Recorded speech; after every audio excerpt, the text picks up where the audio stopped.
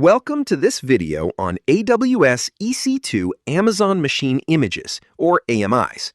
What if your entire server, the OS, the software, every setting, could be cloned in just a few clicks? That's exactly what an AMI does in AWS. In this video, I'll show you how to create, copy, encrypt, and share Amazon Machine Images from scratch. Let's get into it. So, what exactly is an AMI? Think of it as a blueprint for your EC2 server. It captures your operating system, installed software, and configurations. AMIs allow for instant cloning of servers, are private by default, and are backed by snapshots to store your data. Our first step is to create an AMI from your EC2 instance. Navigate to your instances in the console, select Actions, and choose Create Image. Enabling the Reboot Instance option ensures your data remains clean, as AWS will automatically create a snapshot for every attached volume. Scroll down to Instance Volumes. Here you'll see your storage settings. Storage type is EBS, Elastic Block Store, basically a network hard drive for your instance. The default size is 10 gigabytes. Volume type is GP3, General Purpose SSD. IOPS is 3000, which controls how fast your disk reads and writes. Delete on termination is on by default. AWS will also auto-create a snapshot of every volume here. Need more storage? Click Add Volume. You'll see two types. EBS is persistent. Your data survives even if the instance restarts or stops. Instance Store is temporary, ultra-fast local storage. But if your instance is terminated, that data is gone forever. Use Instance Store only for caches or temp files. For anything important, use EBS. New volumes default to 80 gigabytes, and you can add up to 24 volumes to one instance. Before finalizing your image, remember to add tags. Tags act as key value labels for your resources, such as environment equals production. This is a best practice for filtering and tracking your costs AWS effectively. Your AMI is now being built in the background. Once it's ready, go to EC2, then Images, then AMIs. Change the filter to Owned by Me. And there it is, your brand new AMI called Linux Image. You can see the AMI ID, the source account, and the visibility, which is private by default.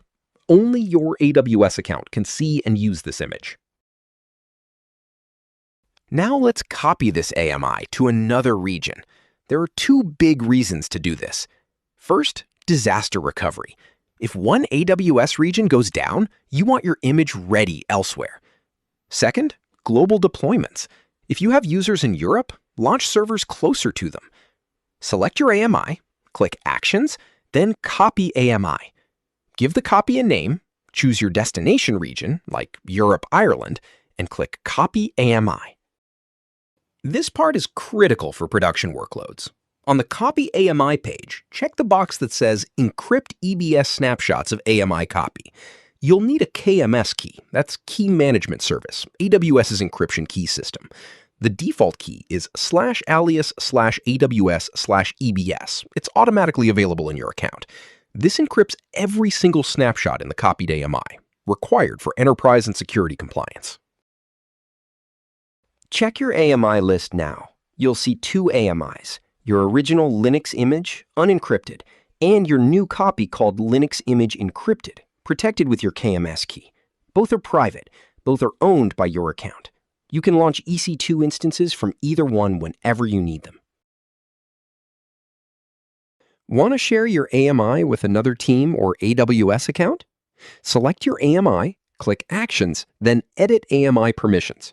Click Add Count ID and enter the 12-digit AWS account ID of the person you want to share with. No hyphens. Click Share AMI. You can also share with entire AWS organizations or OUs. Important, you remain the owner. The other account can use your AMI, but they cannot modify or delete it.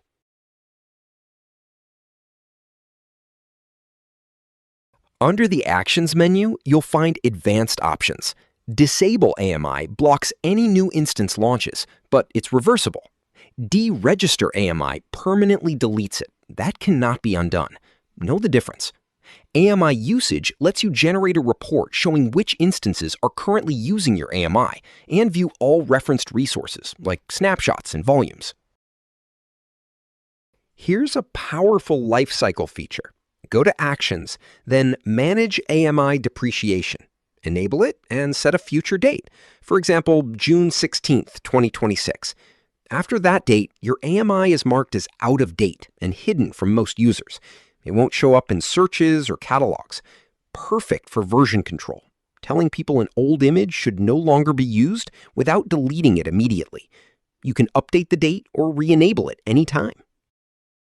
Here's something many beginners miss. Every time you create or copy an AMI, AWS automatically creates EBS Snapshots in the background. Find them under EC2, then Elastic Block Store, then Snapshots. You'll see one snapshot per volume. These snapshots are what actually store your data. The AMI is just a pointer to them.